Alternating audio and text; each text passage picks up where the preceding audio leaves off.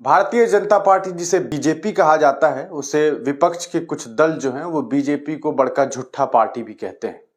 आज हम आपको भारतीय जनता पार्टी के तरफ से एक बहुत बड़ी झूठ दिखाने वाले हैं कि बीजेपी किस तरह से झूठ समाज में परोसती है, किस तरह से जो है नफरतें परोसती है, किस तरह से झूठी बातें बोल करके, किस तरह से झूठ फैला करके अपनी वोट बैंकिंग को अपनी वोट बैंकिंग को जो है वो बनाने की कोशिश करता है। आपको स्क्रीन पर एक तस्वीर दिखाई दे रही होगी।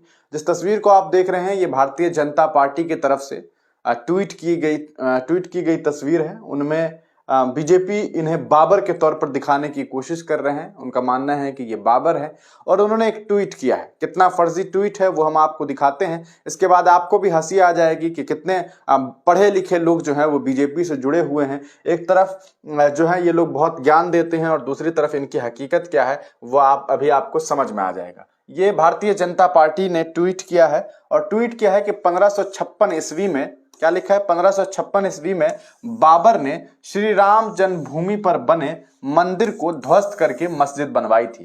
क्या लिखा है, 1556 ईस्वी में बाबर ने 1556 ईस्वी में क्या किया, बाबर ने जो है वो राम मंदिर को ध्वस्त कर दिया। मतलब इनका कहना है कि एक राम मंदिर जो है वो बनी हुई थी, उसे जो है बाबर ने डिमोलिश करवा दिया और वहां पर क्या किया, एक मस्जिद की तामीर करवा दी। चलिए ठीक है, बात आपको याद रखनी है। रामराज संघर्ष से परिणाम तक के अध्याय 1 अमावस्या में देखिए कैसे 20वीं सदी में मंदिर निर्माण के लिए बजी संघर्ष की अंतिम रणभेरी। ये किसने लिखा है भैया? ये ट्वीट किसी आम आदमी ने नहीं किया है, बल्कि ये जो ट्वीट है ये बीजेपी ने किया है। मतलब बीजेपी का ये कहना है, भारतीय जनता पार्टी ये कह रही है कि 1556 ईस्वी में बाबर ने राम मंदिर को ध्वस्त कर दिया और वहां पर एक मस्जिद बनवा दी। किस तरह से ये बातें बताई गई है।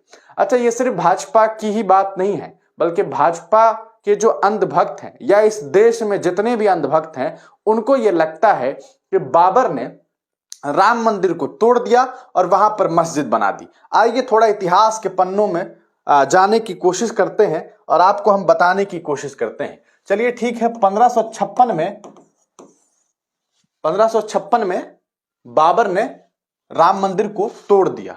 ठीक है, बात को याद रखते हैं और आपको सीधे लाइव, वैसे तो बताने के लिए मैं ऐसे ही बता दूं, लेकिन आपको लाइव ले चलते हैं किसी ब्राउजर के ऊपर और ब्राउजर में चल करके एक सर्च कर लेते हैं खुद से कि क्या कुछ इसके बारे में जो है वो मामला सामने आती है। तो यहां पर हम लोग जो है सीधे एक टैब खोलते हैं और गूगल पे चलते हैं और गूगल पे हम लोग एक चीज टाइप करते हैं, लिखते हैं बाबर, या बाबर नहीं, सीधे लिखते हैं व्हेन बाबर डाइड।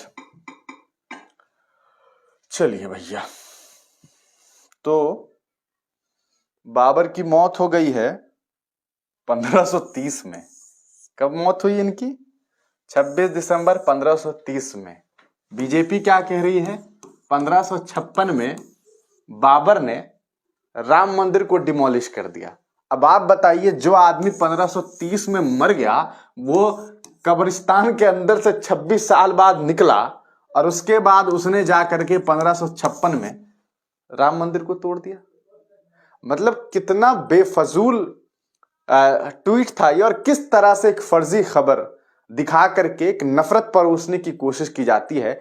बेकार में बाबर को बदनाम करने की कोशिश की जा रही है। जो बाबर 1530 में इंतकाल कर गए, जिनकी मौत 26 दिसंबर 1530 में हो गई, वो बाबर 1556 में भला कैसे एक मंदिर को तोड़ सकता था और वहां पर मस्जिद की तामीर कर देता?